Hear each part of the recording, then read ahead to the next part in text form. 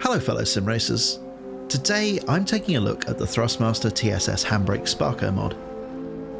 Most of you will already know a little bit about this unit, so I'm going to skip over some of the absolute basics and focus in on what I think are the most important aspects, and I'm going to talk about some of the ways you might integrate this into your setup.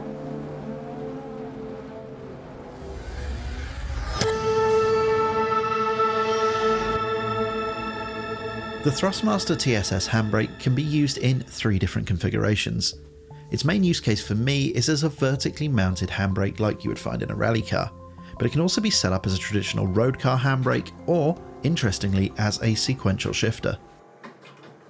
Switching between the vertical and horizontal handbrake modes does take a couple of minutes, but swapping between the rally style handbrake and sequential mode is very straightforward. And that's something that I think will appeal to a lot of users. Sure, having a handbrake for when you're rallying is good and all, but having a unit that you can practically use as a sequential shifter when you're in other sims is a pretty big selling point for me, but more on all of that later. Now, this is the really interesting bit.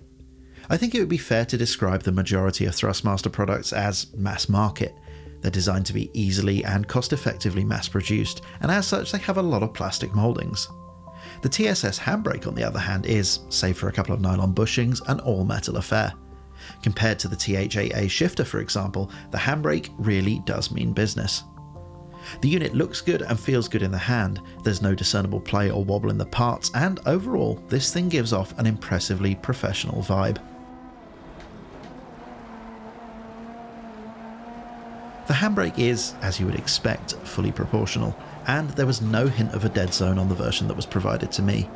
So once you have it installed, it's simply a case of assigning the handbrake controller axis in your sim of choice, and you'll be able to apply as much or as little handbrake as you like. The handbrake lever has what I would describe as moderate resistance. It doesn't feel as heavy as in most road cars, but equally there's enough resistance to provide useful feedback. In practice, this means that reliable and accurate brake application is pretty straightforward once you get used to the feel of the unit.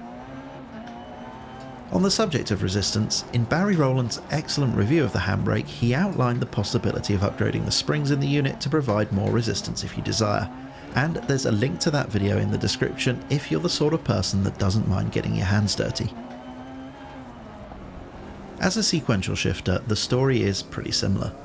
The gears shift with a positive movement, and I've not experienced any issues with misshifting. As the resistance for the sequential mode is provided by the same springs as the handbrake, the feeling of weight is, well, the same. In comparison to the sequential mode on the THAA shifter, for example, this feels much more robust and affirmative, but those that are looking for the ultimate immersive sequential shifter may want to look for a more industrial unit, and of course, pay the corresponding premium. For me, this is an area in which Thrustmaster absolutely demolishes the competition with the TSS Handbrake. The unit comes pre-drilled and tapped with 14 mounting points for you to attach to your sim racing rig, which should just about have you covered. But if you're a desk-bound racer, there's also the frankly excellent Thrustmaster racing clamp. I tried this out by attaching it to my desk and realised that it was stronger than the desk itself, so I decided to demonstrate it in the kitchen so you can see just how stable it is. It really is a solid piece of kit. Moreover, it comes with a side bracket to accommodate the THAA shifter, which is an item that can be a bit of a pain to mount otherwise. And importantly, for those of us with an aluminium extrusion fetish, the mounting points are positioned perfectly for use on 80/20 profile.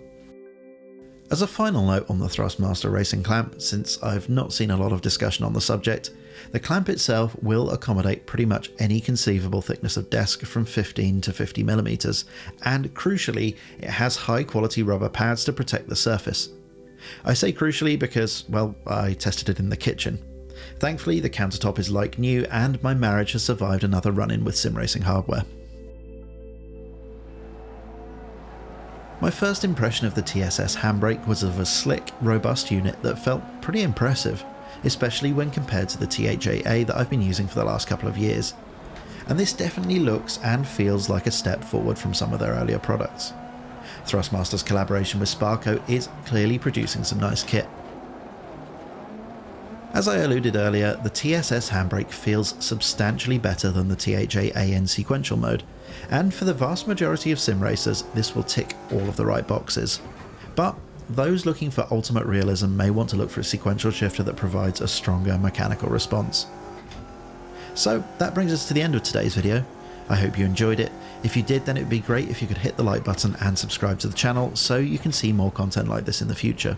So all that's left to say is goodbye, thanks for watching, and enjoy the rest of your day.